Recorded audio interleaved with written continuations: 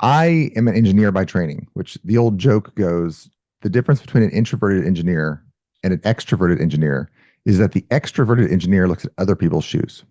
So I'm kind of a unique animal in my sphere of training. I'm a hyper extrovert, and but I hate sales. So and when it comes to sales and business, we're all trying to do what I call selling value at a discount. Welcome to the Making Sales Social podcast, featuring the top voices in sales, marketing, and business. Join Bryn Tillman and me, Bob Woods, as we each bring you the best tips and strategies our guests are teaching their clients, so you can leverage them for your own virtual and social selling. Enjoy the show. My guest today is Drew Sutton of Drew Sutton Leadership.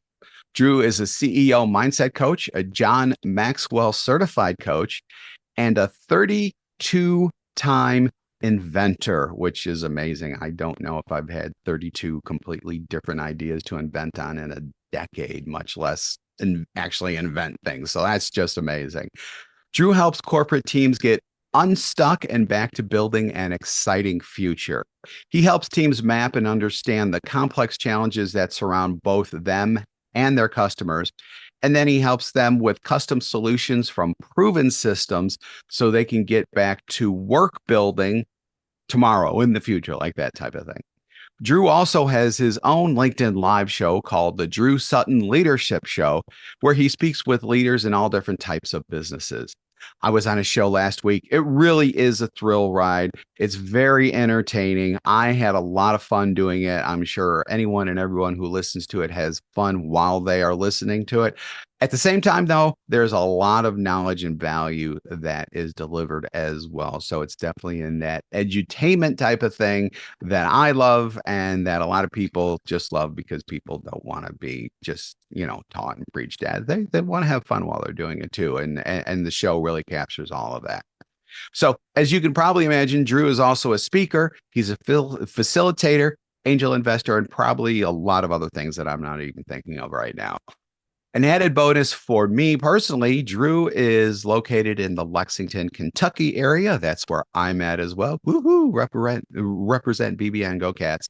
So I see him out and about all the time. In fact, we saw each other just last night, and we're going to talk about that during the show because there's something there as well. I'm excited to deep dive into his journey and hear his insights on leadership, operations, and much more. So let's get things rolling. Drew Sutton, welcome to Making Sales Social. Thanks, Bob. I'm excited to be here, man. I'm very excited to have you here. This is going to be great. So our first traditional question to everyone on the show here always is, what does making sales social mean to you? Yeah, I love this question. I think this is probably why you and I connect so well. I am an engineer by training, which the old joke goes, the difference between an introverted engineer and an extroverted engineer is that the extroverted engineer looks at other people's shoes. Like we just walk around. Got him. Good. That's funny. So I'm kind of a unique animal in my sphere of training. I'm a hyper extrovert, but I hate sales. So my wife's an accountant. My daughter's taking an accounting class at BCTC right now, and she came home. She goes, "Dad, accounting is pretty straightforward. Like you have to do a lot of work, but you're just balancing the accounts." And for me as an engineer, I was like, "Yeah, that's basically what engineering is. We're just balancing forces." And internal forces and energy flow, but we're essentially accountants. We just have fancy levers for that. And when it comes to sales and business, we're all trying to do what I call selling value at a discount. We're selling value at a discount. So if you think about like one of my boys is in high school as well, he just bought himself some Air Force One Nikes. He's very, very excited about these Air Force One. Styling. He spent his lawn mowing money on it, right? Now, the shoes weren't the thing when I was in school, but for him, that's what, So if you think about the Air Force Ones, they're like $150 shoe, but he got them for 120. So the value is 150. He received them for 120. That is value at a discount, right? And that's our job as business owners, as entrepreneurs, is to be really good at our craft so that we can sell value at a discount. But so in sales, you're either raising the perceived value of something, or Hmm. you're explaining how I'm giving it to you at a discount. So a lot of sales is really me seeing you in a predatory fashion, and I'm going to interrupt what you're doing on Facebook. I'm going to interrupt what you're doing on a media platform. I'm going to grab a hold of you and then try to convince you to buy from me. Hmm. None of us like that. I don't like it. You don't like it. Right. I'm going to get calls Interruptions. all day long. Oh yeah. One of my favorites I just got this week. They said, "Hey, I'm calling you back because you sent me a request to ask about getting a government grant to change out your windows for new windows." Like, I did not on any Yeah. level. Yeah. So while I appreciate the gamesmanship on their side, that's not sales. And Yeah. I'm in a business of trust. Like I'm up leadership consulting is up there with CPAs and doctors and lawyers. And I want to live in a world in which when you have a need, you think of me, and then you know that you're getting value at a discount. And that's social selling. Is we're building a relationship.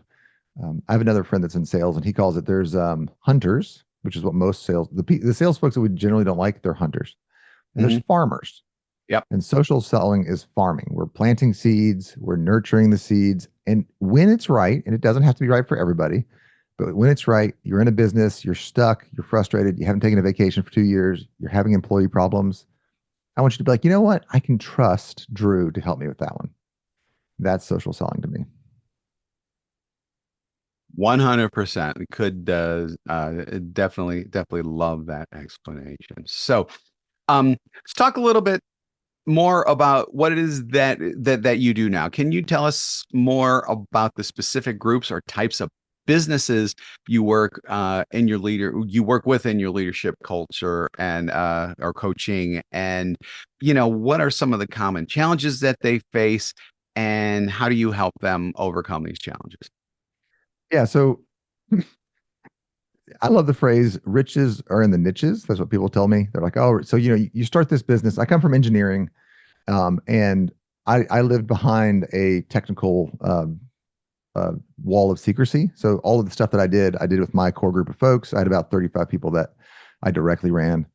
And so my network was kind of limited. I actually, because I'm an extrovert, I spend a lot of time trying to network, but still my network is kind of small. And so I get out there and my coaches have said to me, and again, if you don't have a coach, like I have a coach, I am a coach, I have a coach. Mhm. Um, I think it's fun. As we were all watching the Olympics, right? And you see guys out there on the floor winning the gold medals, and behind them is a bench of coaches. Um, so anyway, coaching is important, and I practice what I preach. Right, I drink my own Kool-Aid here. But anyway, my coaches work. You need to niche down. You need to niche down, and I tried to do that by industry, but it didn't fit because I help people in tech. I help people in nonprofits. I help people all over the spectrum. And then they said, so I said, well, maybe it's not by industry, maybe it's by bracket. And I certainly help people that are like 1.5 in revenue up to 100 million in revenue. Like Mhm. I certainly that's kind of my pricing structure fits that model. But I literally have a startup right now, and she's fantastic. And so with her, I help on certain things, and then I have small businesses that I work with. And then I have large organizations where I coach. So if you have a Lockheed Martin, I used to work at Lockheed. If you have a Lockheed Martin, it's 100,000 people. It's a fantastic organization. But no organization is actually 100,000. Most organizations are 10 to 30 people. And then you group those together and you have a larger organization. But you as an individual are never doing more than 10 to 30. And the questions that you're wrestling with are the same questions. And those questions are I went from really being a really high performing person myself, so get stuff done, to now I have to get stuff done through other people. And Right. after you get about 10 people that you're managing, whether that's your own business or in a large corporation, the question is, how do I trust people? So how do I know that they're going to do what I wanted them to do when they're not in the room with me? And when you don't have that trust, you can't take vacations. You're working 60, 70-hour weeks. You're stressed out all the time. The feedback you're getting from your team is bad. So I call it so get stuff done is kind of like the glorified it's GSD in the industry. It's get stuff done. And everybody's like, oh, I'm a get stuff done sort of I'm a hustler. Um, and I say it's GSD is glorifying stress and distraction. So there's this emotional thing where you're like, I'm the smartest person in the room. I'm the only one that can solve this. And so you get your personal value from all the stress that you're eating. And that breaks at about 10, 15 people. So I help folks. That's my favorite thing to work on. Um, my favorite client is that highly driven person, whether they're in the large corporation or they're an entrepreneur, that's at the 10 and they're like, hey, I'm 1.5, 2 million, and I know that I'm called to go to 10. I'm gonna get to 10, but I'm stuck. I'm not taking vacation. I'm worn out. And I help folks switch from that I'm the center of attention to my people are the center of attention. And we put in the systems in place to get there. That was a longer answer than I meant it, but yeah, that's where I'm at. No, it's fine because that actually flows, if you'll pardon the pun, that's coming up in a set in a Yeah. second here. But it flows rather well into my next question, which is you talk about helping businesses reach a flow state. Mhm. That's where fun comes in, and that's similar to professional athletes. We just mentioned Michael Jordan. I'm sure that he had that going on in just all kinds of huge numbers. Can you explain how leaders can cultivate this mindset with their teams, and especially the roles of discipline and passion play in achieving this state, which to me, I mean, man, that sounds like a professional athlete. It sounds like college athletes too, but definitely sounds like professional athletes because they've got to have discipline. And if they don't have passion, then what are they doing there? Yeah. So again, I kind of bring up the Olympics again. Hmm. All the pro athletes have a coach, and the coach is not telling the pro athlete how to play the game. That's the pro athlete's job, right? So if you have a team, you're not telling your sales guy this is how you need to sell. You're not telling your tech genius this is how you do tech. In fact, my goal has always been to be the dumbest person in the room, which in some cases is a challenge. Like I'm not the sharpest tool in the box, but I'm okay. But my goal has always been to be the dumbest person in the room. And it's emotionally it takes a hit. But when you get to be in that room of these amazing people, um, you're able to do things that literally none of you could do by themselves. However, now you switch from being the smartest guy in the room to the dumbest guy in the room, but you're now playing the orchestra. And that's the role of the coach. So really, all my clients are essentially coaches. I'm their coach, and then they're just coaching. Flow, here's a couple of things that happen with flow. Um, and this, I'll tell a story from Little League basketball. There was one kid on the team, and when he would get the rebound, he would grab that ball, he would bounce it twice, he would kind of walk as he like ran too fast because his skills weren't there. This is like a little 8-year-old, right? He would Sure. run to the other side of the court, and then he would shoot it. Sometimes he'd make it, but he wouldn't pass. He was not a great Right. team player, right? But in his head, we get that ball, I'm gonna put it in that goal. And one time, he got it at half court, and he went the wrong way, and buddy, he got it in the goal, right? Mm. All right, that kid was in flow. He didn't see the bigger picture yet, but he knew what his job was. He was emotionally connected with it. He was mentally connected with it. He had the skills at his level to do it. He'd probably practiced it at home for hours with his dad, right? Or on the basketball court at school. Like that kid, I got the ball. I'm gonna go do the thing. Okay. When you're on an orchestra, when you're on a team of amazing ball players, you can't first they have to master. I'm gonna get that ball in that goal. So they have to master the individual skills. They have to put those skills together to make it bigger. Um, now you have a high performing individual.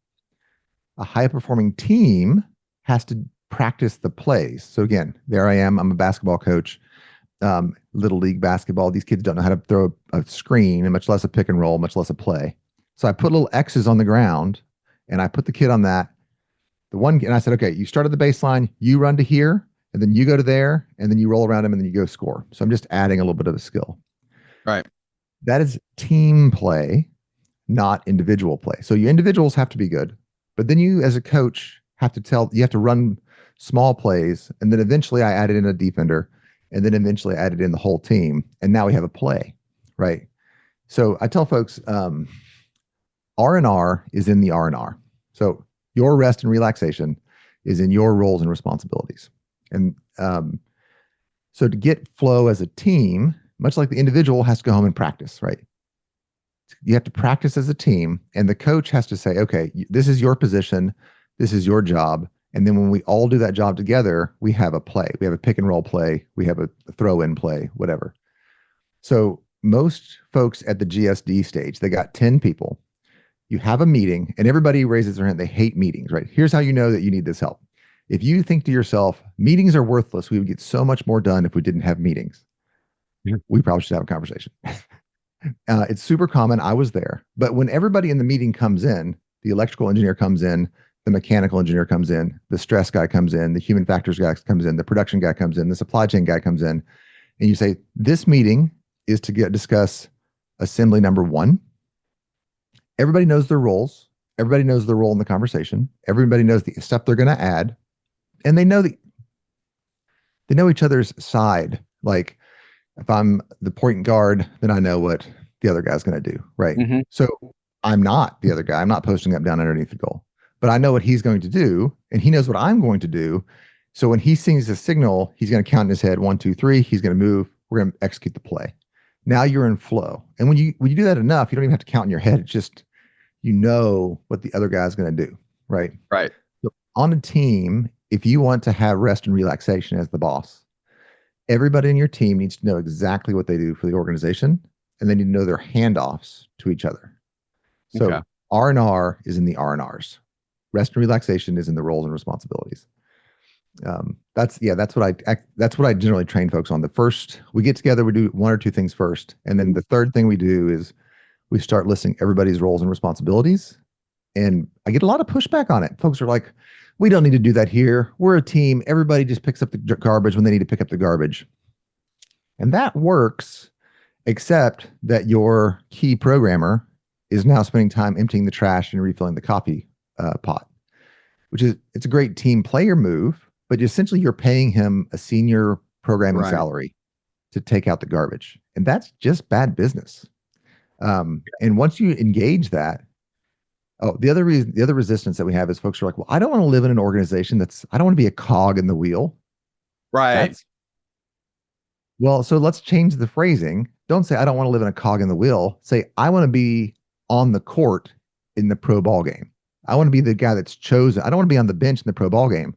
The guy that's on the bench in the pro ball game, he's passing out water. Yeah. The guy that's playing the game, right? The guy that's the trusted member to play the game is amazing at his task, individual, and amazing at his role and responsibility on the court, teammate, right? And that's Yeah. so helping folks make that transition. I'm pretty good at it. I've done it with several folks. It's made a huge difference. Yeah. Yeah, that sounds great. That sounds great. So with all this, and let's carry on the sports metaphor a little bit more here. All of this ultimately rolls up to the head coach to really kind of set the stage for all of this to happen.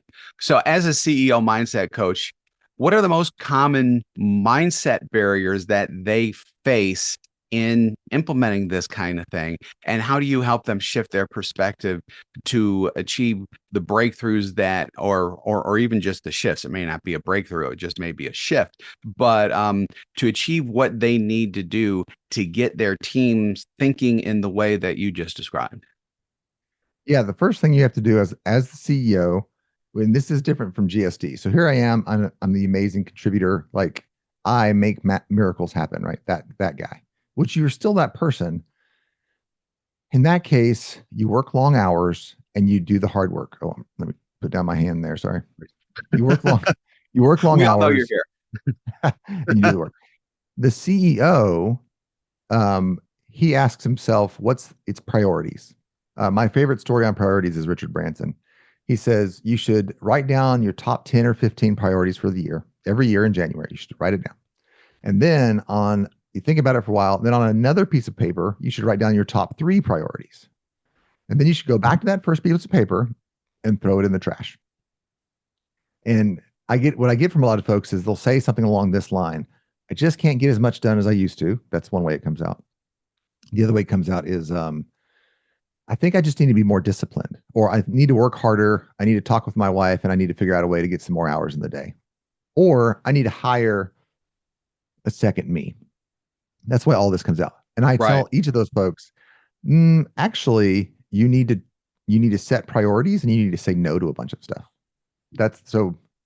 It's not, because generally the folks that we're talking about here, if you've made it to 1.5 to 2.5 million in revenue, you are in like the top 10% of businesses small businesses in the world. Like you're Right. doing amazing.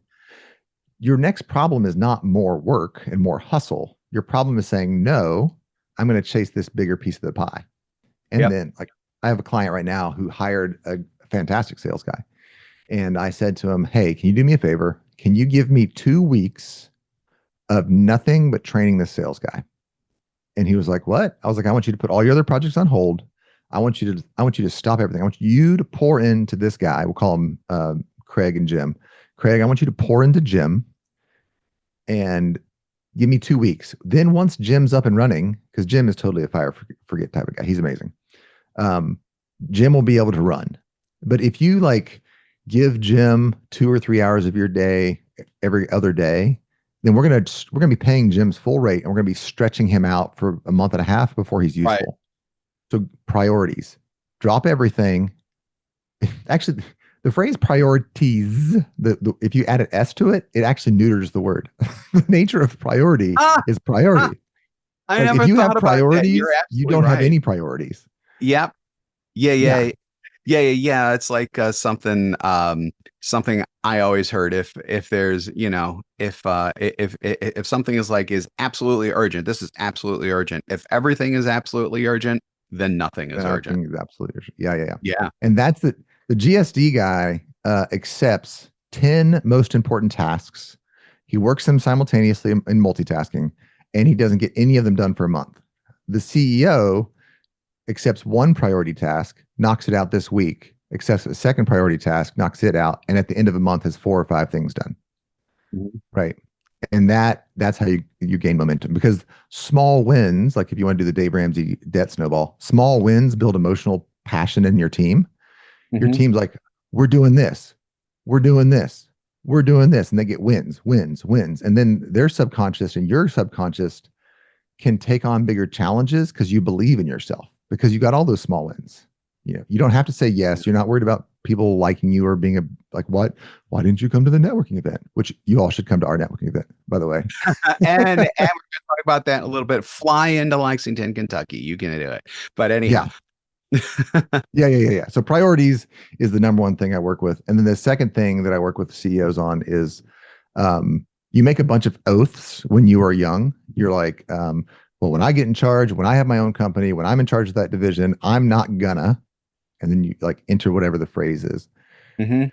And generally, your boss, even though it hurt you or it hurt your best friend or whoever, it was probably a good decision. It was a tough decision, but it was a good decision to chase a priority and letting people let go of those old oaths. Like when I'm king, well, when you're king, you have to worry about a lot of different things that you didn't have to worry about when you were an individual contributor. And so do what's right for the company to grow and let younger you be wrong. He might have been wrong. Let him be wrong. Tell him that you love him. It wasn't his fault and the pain was real and it's okay. But let all those old things that you said you were going to do go away and stick to your morals and your ethics, but move on with what is the next most important thing to do from a strategic perspective. Nice. Very nice. Very nice. So, continuing with the leadership theme, you've had a broad range of leadership roles. So, let's talk about superpowers. What have you discovered your superpower to be through those roles?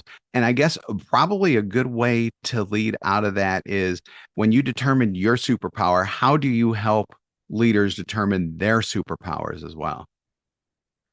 My superpower is what we call culture scripting. I don't know how I figured this out. To me, it's one of those things that I can't take credit for because I've just inherently always understood it. It's always made sense to me. Okay. Um, there's this ancient Middle East proverb that says, "Life and death is in the power of the tongue," and Mhm. people take that different ways. Here's what it means to me. Have you ever had a vampire on your team or like in your life? Like we're just Oh, gonna riff here. I'm gonna do yeah. this with you like in real time. We'll do the Yeah. short version No, of it, that's but great. okay. Let's do this. Yeah, absolutely. All right. So and to protect the guilty, right? What's the vampire's name? Um, let's call them trying to think of a name that I don't normally have so that actually let's call them Gail. Gail. Okay. And I have And one, we'll Gail, call him this isn't Jerry, you. right? Trust me. Gail, if you're listening, this isn't you. Trust me. It's just the first name Oh, I can it is you, Gail. No. Okay. So you have Gail. So tell me, fictitious Gail here. Now that we both know that she's an emotional vampire, she sucked your time away, whatever she did, right? We don't have to go into that part, but tell me in retrospect, now that you think about her, what are things that you noticed early in your relationship with her that were like rooted in the behavior that caused all your pain? So like for me, Mhm. this guy Jerry, he would always complain about the stupid guy that was in front of him. Like he always complained about how dumb everybody else was. So what about Oh, you? What did Gail do that was like, now that you think about it, you're like, oh, that's a red flag. just like literally a vampire. I mean, just there. But as she's sucking emotions out of me, she's also kind of injecting negative at the same time. Mm, yeah, So, negativity. Yeah, right. Yeah.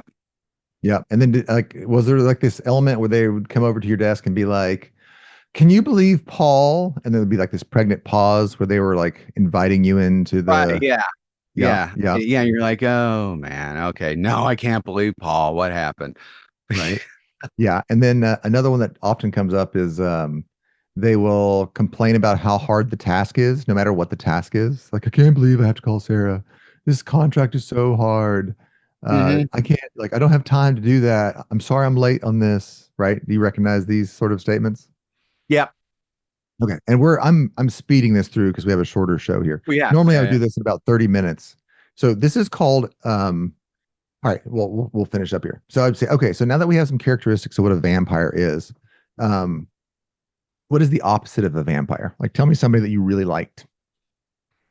Someone someone who is generally interested in helping, someone who adds value to your life, who actually just who is actually there to help you and not in a transactional way. Someone who is there who's like, hey, what do you need?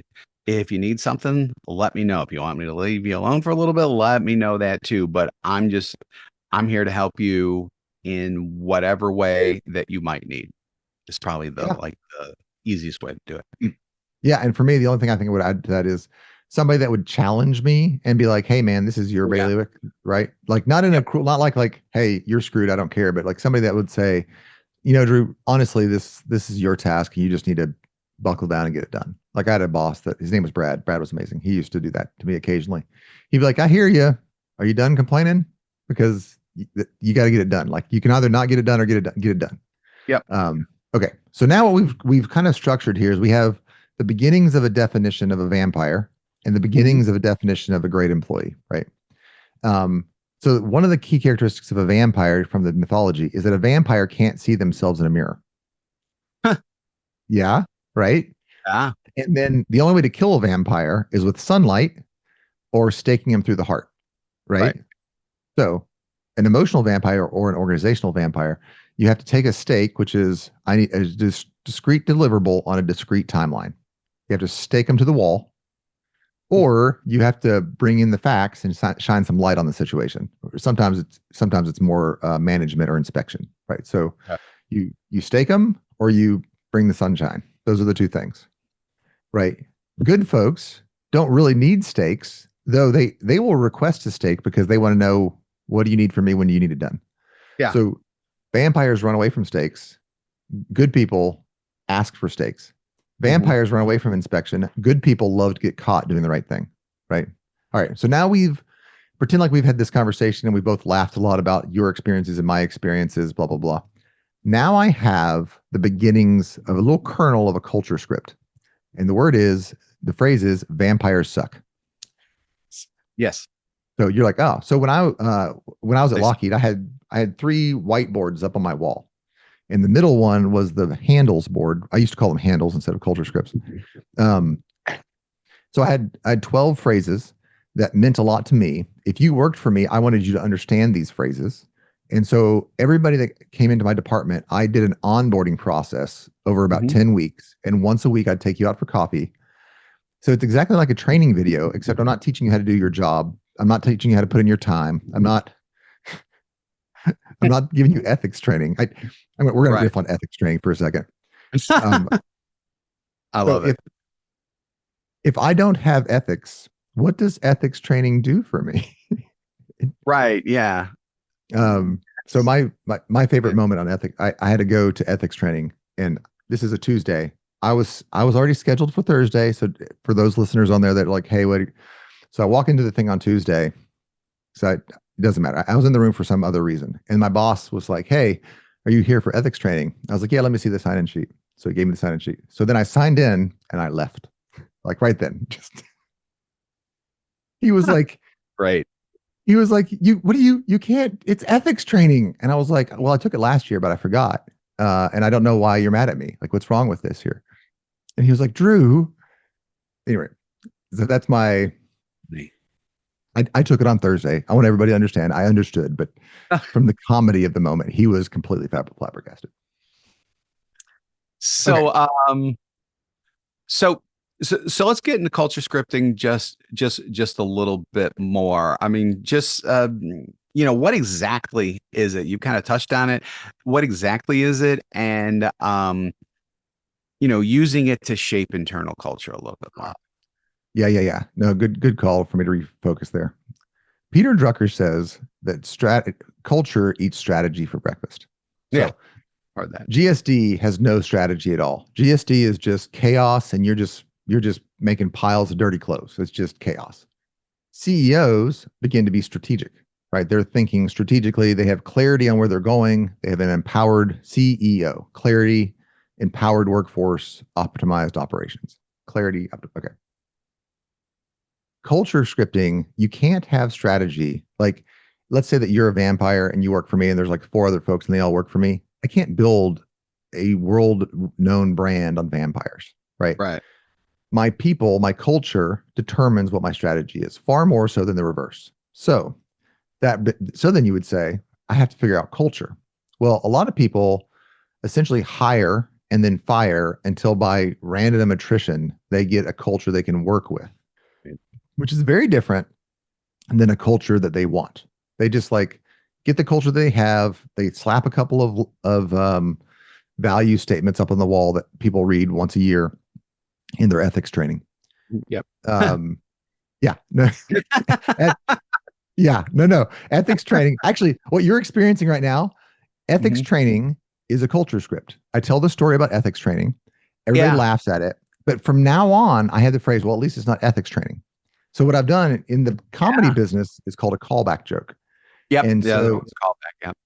yeah, so that's what culture scripting is. Why you need, so that's how you do it, is you tell these funny jokes that everybody resonates with, and you clarify it into a small phrase: ethics training, vampires suck, how to siege a castle, whatever. Yeah. And I help you make a culture script that fits in your mouth, right? Because it's your culture, not my culture. Let's say that you think a 32-hour work week is the appropriate number of work hours. Okay, great. You're French. I love it. Fantastic. Make it happen. So when I work with folks, I help them make their culture. But so in order to do strategy, you have to manage your culture. And this one is a huge takeaway. If you, the leader, are not managing your culture, someone in your organization is. Someone is always in charge of culture. Now, that could be a bully. That could be a clique leader, which is just a bully with a fancier name. Somebody in your organization is shunning people for behaviors they don't like and rewarding people and promoting people for behaviors they do like. Somebody's running, your culture is being run by someone. I hope it's you. And I'm going to up the ante here, because culture is the forerunner of strategy. Your only job as the leader is managing culture. You have no other job. And that is the mental shift. GSD is all about getting work done. CEOing is all about setting a culture that can get amazing work done. Yeah. Yeah. So yeah, that's profound. I like culture that. scripting is where we work together to decide this is what I want my culture to be like. And it needs to be a culture that other people can live in. Like, I don't want to alienate people. So we'll just say on the red and blue spectrum of the political world that we live in, I'm on one side, and I had employees that were on the other side. Right. Oh. Actually, John Maxwell, you see this book right here. Hmm. This one right here. That one right there. Yep. It's his brand new book, and it's literally about this problem. We as leaders need Wow. to rise above. I need to create a culture in which red people and blue people and purple people feel deeply honored and respected in my culture. Right. Yeah. It needs to be productive. It needs to be creative. It needs to include people. It needs to exclude people. And so Peter Drucker and Jim Collins wrote the book Good to Great. Good to Great is the book that all other business books want to be. They're Yeah, like, exactly. Yeah, it's a fantastic book. yeah. So he's the guy that authored this phrase, get the right people in the right seats. Have you heard that one? Yeah, yeah. Okay. Get the right people in the right seats. That's not the sentence. The sentence is actually get the right people on the bus, the wrong people off the bus. Then get the right people in the right seats. Yeah. If you're Wow. not scaling your organization, it's not because of seats. It's because you have the wrong people on your bus. In the And they're first place. driving your yeah, Yeah. and they're driving your culture into the dirt. And so we said to leaders over the last 20 years, and it didn't used to be this way. We said basically this. People used to be sexist and racist, and you're a leader, ergo you must be. So you are not allowed to drive your culture because you're an evil person. But you also have to keep meeting your metrics and your goals. It's ridiculous. Now, I want to be very clear. I think my best employees, my favorite people, are on the opposite side of the spectrum of the red blue spectrum from me. And I deeply value them. Mhm. Like as employees, as friends, as colleagues, as coworkers, so I'm not saying go out there and make a red organization or go out there and make a blue. That's not what I'm saying. What I'm saying is we can all agree that vampires suck. We can Yes. all agree that we need to. There's a phrase, why does the apple fall? Um, which is kind of like things have cause and effect and we need to plan for the future. That's kind of the phrase. Um, Yeah. there's this stuff that I need you to agree with me on. I need you to work when it's time to work, and I need you to play when it's time to play because I want a fun organization. So culture scripting is the method by which we can create the culture that works at work. And that's your only job as a CEO. And that's why you're not scaling, is because you're trying to get stuff done with vampires. It doesn't work. That's something. So you had mentioned John Maxwell before. You recently gotten your John Maxwell certification. Congratulations on that, by the way. Yeah, thank you. Um, so how is that? It sounds like it's influencing you already, but how has this influenced your um, not only your leadership style, because it sounds like it already has, but how does it help your clients? What benefit do your clients have from you having this John Maxwell certification? And also just explain that really quick too, because I'm sure a lot of people don't understand the significance of that. Yeah. So you see the triangles that are in my logo, right? So Yep. I Yeah. said Yeah. if See I'm it. ever Yeah. going to go into leading into business consulting, I want to do the big three is what I call them, the big three. You have money, time, and energy. Sometimes you would call energy morale. Like energy is about your energy, but also if, as a leader, you have team morale. So Hmm. you have money, time, and energy. Money, time, and energy. Like I'll ask people occasionally, when was the last time you took a vacation? How much vacation did you take last year? If you took less than 14 days of vacation last year, you don't have a job, you have a jail. Like, and a Right. lot of people are stuck. They're at that 2 million mark and they're at the, and the corporation, they're working 80 hours a week and they can't get Hmm. home to see their kids' little league game. Right. All right. That's a time problem. And so with time, I have an operational system called Business Made Simple. Um, there's a money problem, which I have this thing called the $100,000 challenge. But the pinnacle of the pyramid is leadership. And it's actually, I mean, I chose to be Drew Sutton leadership, not Drew Sutton operational ship, because Yeah. it's all about leadership. And John is Good to Great is the book that all other business books want to be. John Maxwell is the leadership coach that all other leadership coaches want to be. He actually believes it. One of my favorite, deepest phrases from his is, as a leader, I want more for you than you want for you.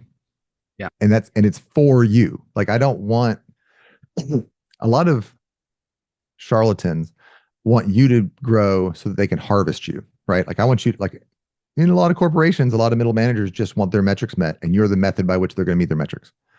Right. I had the privilege of working for a couple of great bosses. One of them said to me, he pulled me out for coffee, which is why I love coffee so much. And he said, "Hey, you have to leave." And I was like, "What?" He's like, "I'm not firing you. You can stay. But what is in you is bigger than what we're doing right now. You need to go to a large OEM and go spread your wings and fight your dragons and win. And we don't do that here." And it was nerve wracking, but I did it. And the result was I went off to Bell Helicopter, led research for them, and I got 30 patents. And then I leveraged that into chief engineering for Lockheed. And all of my success in life is because a leader looked at me and said, "I want more for you than you want for you." And I was like, man, I guess the only thing I can do for the rest of my life is pay that forward and Yeah. say the same to everybody I meet. Yeah. Yeah. And we talked about this a little bit last night, which we're going to get into last night in a little bit, but that I want better for you than you want for yourself phrase. Sometimes that gets uncomfortable too, right? It does. But like as a leader, you're going to have performance. I used to have performance. I owned hiring and firing and discipline and performance reviews and blah, blah, blah, right? Mhm. They teach you when the person comes in, you look at them, you state the problem, you restate the problem, you get them to sign the paper, and you leave. And it feels very weird, like that disciplinary performance. They call it a performance conversation, but it's a disciplinary conversation. And I never liked it. I've received a couple, they were helpful, didn't like it. Whereas as a leader, so like if you're going in and I'm trying to like wedge you into this spot because I'm tired of the problems you're creating for me, that is a very narcissistic. I'm tired of the problems you're creating for me. That's why I need you to change. That is super uncomfortable. That's very dominating. The Mhm. conversation is a very get in your box. I don't want people in a box. I have somebody talked about. I had one of my bosses. He left. He like moved divisions. He was talking to my current boss. My current boss said to him, "How do you control Drew?" And to his glory, we'll call him Jim. Jim said, "You don't control Drew. You give him a target and you let him loose." And that's the type of people that I want. So, your question was about wanting more. It can get uncomfortable. It can get uncomfortable, but I think the opposite is way more uncomfortable. So, when I look at you or look at my kids, we'll just say my kids. I look at my kids and I'm like, "Clean your room," and they're like, "I did." I'm like, "No, I want you to live in a clean house when you get older. I want Right. you to be the type of person that does the extra homework to get the A." Like there's so Right. many more things in life that are based on this character trait of pick up your stupid clothes. Um, and it makes it actually way easier for me to have the tough conversation before it's a discipline problem. So yeah, it is a little bit tough, but it's way better than the alternative. Yeah, absolutely. Absolutely. So now let's get into something that we're both passionate about, and that's Yeah. LinkedIn local initiatives. So just just a just a Scotia background for you. Once upon a time, LinkedIn local was pretty big, like 2018, 2019, like in that area. And there were some things that happened in the background that we're not going to talk about, but just generally speaking, um, people would have local events and LinkedIn would let people attach their name to it with certain restrictions and stuff like that. But these aren't sponsored by LinkedIn or whatever necessarily, but you could use LinkedIn as a draw to get people in there. Well, 2020 happened and everything happened with 2020 and networking went away out of necessity. Let's face it. Now that it's starting back up, I don't know if there are other LinkedIn locals that are restarting around the country and around the world, but we are most definitely doing that in Lexington with LinkedIn Local. We had like a very, very soft launch yesterday at a local place called Lex Live. If you want to see movies on a absolutely huge screen, that's one of the key places to go here in Lexington. But when it comes to networking events, though, and we're going to kind of bridge from that to networking events in general, because they are starting to pick up again, and thank God that they are too. Mm. How do you see groups like ours fostering connections with professional development within the local business community. And just how does it help the local business community in general? And why should people, even think about being a part of Yeah, I think business is about people. We started out the show saying that business is selling value at a discount. Like it? I have a machine that makes pens, like pencils, and you don't, so I can make them way cheaper. So we both benefit when I make pencils and you make cars. I don't know. Right. The economy works when I'm good at something and you're good at something, and we celebrate each other's differences by both making something cheaper than the other person could make it. Right. I think that's lost in a world in which we live in basements. Like I'm a super extrovert, and I didn't leave my basement almost for 2.5 years. Like I worked at work, I worked long hours at work. I was tired. There was Netflix. I like my kids. Like I just didn't want to leave the house. And now I don't really want to drive 30 minutes into Lexington, Yeah, which I used to do like to get coffee. you exactly. know? And so, and then, all right. So there's this one phenomena of we just, we're all kind of homebodies now. And then interacting with each other, we're like, oh, this is the only time we get out. So we better make this sell. So because we've all been watching YouTube, and we've all in business, we've all been watching this is how you do a networking speech. This is get your elevator speech, get 100,000 people on the top of your funnel, then manipulate them in a one-sided conversation until they buy and then climb them up the value chain ladder. Like we all know the things. And Yep. and they're good things. I'm not picking on them terribly much, but we forgot that business is fundamentally me meeting with Bob and giving him something that he wants at a discount. Like I'm giving you something, I'm enriching your life, and you're enriching my life, and then vice versa. Mhm. That- have you ever heard of the Whitehall studies? No, So that's a new. okay, so we'll try to go through this one quickly, and you can kind of kick me off, all right, if we're going too long. So this guy named Whitehall in the 70s, he asked the question, how is it that the Nazis, the Germans, let the not like how did that happen? Is it that the Germans are worse people than average people? And the answer is definitively no. So he said, let's do an experiment. All right, here's the experiment. You're the only person that doesn't know what's going on. So your name's Bob. You're the only one that doesn't know what's going on. It's my experiment, and I'm bringing in Sam. So Sam's here. I'm here. You're here. You guys draw straws, and Sam gets the short straw. So he gets put in an electric chair and strapped up to a zapper, and you're sat behind a panel. And then you ask questions to Sam, and he intentionally gets them wrong, and you zap Sam. But the thing is, Sam's not getting zapped. He's an actor. But Right. you don't know that, and that's really important for the conversation. Turns out, so as he answers wrong questions, you turn up the dial and zap him a little bit harder. The dial is clearly labeled fatal at a certain spot. Eventually, if you keep dialing it up, you kill Sam. Okay. Mhm. Again, Sam's an actor. You're Right. the only person that doesn't know what's going on, and I'm an actor. 65% of the people kill Sam for the $10 or $15 social experiment that they're paid for because they're in college. 65. The numbers go up to like nearly 95 if I put myself in a lab coat with a clipboard and I put a wall between you and Sam where you can only hear him scream. Yeah. You know what a corporation is? A corporation is a giant Whitehall experiment. You put people, you pay them a lot more, you give them a boss, and you put them in a building where they can't Oh see my their God. customers, Mm-hmm. and you tell them, screw the customers. And then you give them Yeah. an ethics training every year to make yourself feel good about it.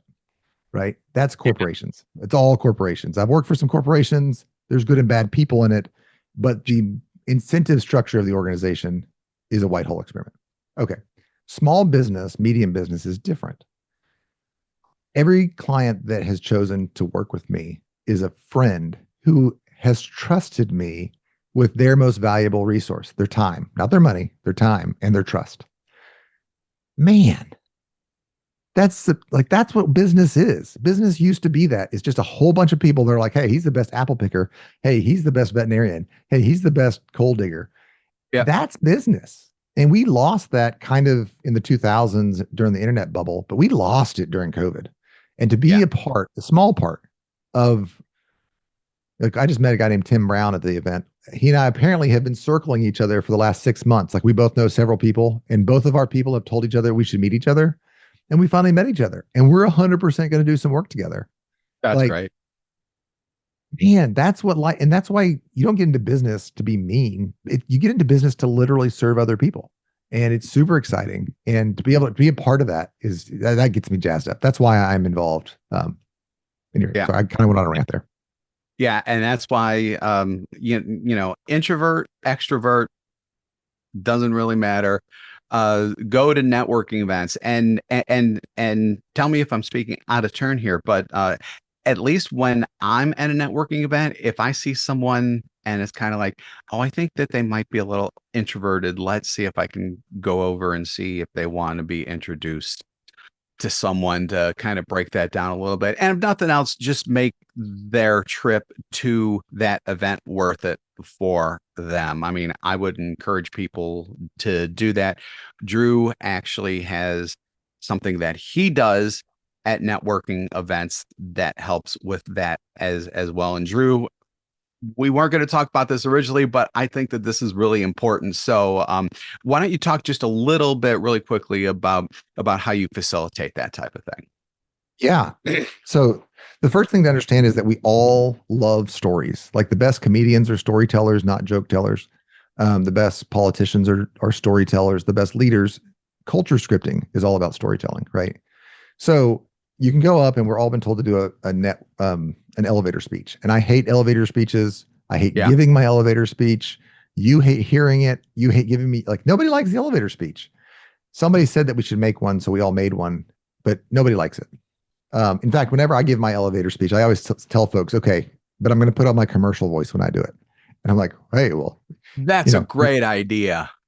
yeah. I'm like, well, I if like your that. business is like a small airplane, if it has 6 parts, then I go through the parts. Yeah. But I do it in a different voice just to, all right. So now we're stuck with a problem. Elevator speeches are a bad idea. At this networking event, what am I going to say? Don't worry. I call it the art of networking, ART, the art of networking. Audience, tell me a story about your favorite client or the favorite success story one of your clients had. Audience. So for me, I have this guy, he has a cybersecurity firm. Okay. Tell me what result, AR, tell me what result you got for him. Literally after the first week of working together, we redid his schedule. And in that month, he did more business that month than he did the entire previous year because I helped him prioritize a result. And how fast? I worked with him for a week, and in the next month, he did more business. So the way that would play out is somebody would say, hey, what do you do? I'm not going to say, well, I'm a business coach and this is what I do. I'm going to say, I would say, well, I help tech entrepreneurs get more business done in a month than they can get in their entire year. Or I help small businesses double their revenue. Or I help managers at corporations make a team that flows like a pro basketball team. Mm-hmm. People are like, do tell. How, what? Yeah. Tell me more. Yep. So I took it down from a 30-second speech to a 5-second speech. I made it interesting. And this is the art of good conversation. I gave you a thread to pull if you would like to pull it. You don't want to pull your thread and you want to give me your elevator speech? I'm a mature dude. I understand that you think an elevator speech is an appropriate thing to do. And so I'm going to listen to it. But then after you give me your elevator speech, I'm going to say to you, tell me your story about your favorite client or somebody that you've helped in the last year that you're super excited about. And then when I ask that question, people fall into the art format, audience, results, timeline. Mm-hmm. And then the conversation flows much more smoothly. Yeah. Yeah. So, it's great. That's absolutely fantastic. And that also leads into our final item, because you've already done this in one area, but I'd like to do it. I'd like for you to do it in another area. So I love those one thing you can do right now kind of takeaways. So Drew Sutton, we've already done that on the networking side. Now let's talk about the leadership side, the leadership game really quick. What's one actionable tip someone can do right now to up their leadership game? Let me put on my commercial voice. You could get with Drew Sutton Leadership and make a flight plan to smoother ride. No. You can always reach out to me. I'd love to connect. I do free 30-minute assessments and consultations. So there's lots of things that I can do to help out folks. It's drew@suttonleadership.com. Just schedule something with me or send me an email. We'll get the conversation. Make sure you told me that you met me on the Selling Social show. But I got the name wrong. What? Sales Social Podcast. The Making Sales Social Podcast. Make sure you tell me that so I can thank Bob for connecting the two of us. But yeah, I would love to have a 30-minute chat. That's done for you, right? But if you're like, hey, I'm busy, I'm running right now. That's where I'm listening to the podcast or whatever it is that you're doing right now. There's a couple of things. If you go back to the triangle, time. I'm going to solve your time problem. Get a blank calendar and fill in the calendar with your activities that are your most important. And hint, it's making money. Yes. It's calling somebody, it's going to a networking event, it's calling somebody that you met at a networking event. Hint, it's making money. So if you're like, oh, I need to write an email about the blue cups. No, that's not what you need to be doing. You need to be spending a lot of your week making money. If you're a manager, you need to spend a lot of your week planning 60 and 90 days out. So not close. You need to be like looking. Give me a call. I'll send you I have a 2-week process. The first week you look at close stuff like what needs to happen over the next 3 weeks. And then the next week you spend time planning for 60, 90 days out. Anyway, get a blank calendar, mark it up. That's what you need to do. If you have a money problem, you need to figure out there are 3 ways to make money. You can either get your current clients to buy more, you can get your current clients to buy more often, or you can find new clients. And finding new clients is always the most expensive. So think about your current best customers and call them, because you already did that on your time chart, right? Call them and offer them a new product, offer them a follow-up service, ask them what they like, what they would like you to do for them. So if you have a money problem, talk to customers. If you have a time problem, block out your time on a calendar. And if you have a leadership problem, start asking yourself, and this is going to take some time, but set aside maybe 10 or 15 minutes in the morning. You could do it while you jog and begin writing culture scripts. My ideal employee behaves this way, or my ideal, or my vampires are this way. And if you can start writing down the red flags of vampires and the green flags of great employees, you will find stories that you can tell your team. And you can be like, hey, this is my favorite story about, actually, I'll make it even simpler. Pick somebody on your team that exemplifies hard work and thank them publicly in front of everybody else. Be like, Jim, this is our morning stand-up. Hey, Jim, I wanted to thank you in front of everybody. I know that you worked that extra whatever hours. That's the type of people we are. Or Sally, you are amazing at customer service. You had a customer service call last week and you turned it around. They came in mad and they left happy with us. That's the type of people we are. Thank you, Sally, for being that. When you praise somebody in your organization in front of the rest of the organization for a character trait that you value, you're beginning to create culture scripts that the rest of the culture will love. So you ask for 1, that's for 3. There's the triangle. I hope that's helpful. That's fantastic. And that's a great way to end up today's podcast episode. So leadership and innovation coach, as well as team potential unlocker, as I'm calling him now, and feel free to use that if you want to as well. I like it. Drew, yeah. Thank you so much for joining us today. Really, really appreciate your time. Thanks, Bob. You're very welcome. And thank you for streaming this episode of Making Sales Social. So remember, when you're out and about this week or any week, be sure to make your sales social. Don't miss an episode. Visit socialsaleslink.com/podcast. Leave a review down below. Tell us what you think, what you learned, and what you want to hear from us next. Register for free resources at linkedinlibrary.com. You can also listen to us on Apple Podcasts, Spotify, and Google Play. Visit our website, socialsaleslink.com, for more information.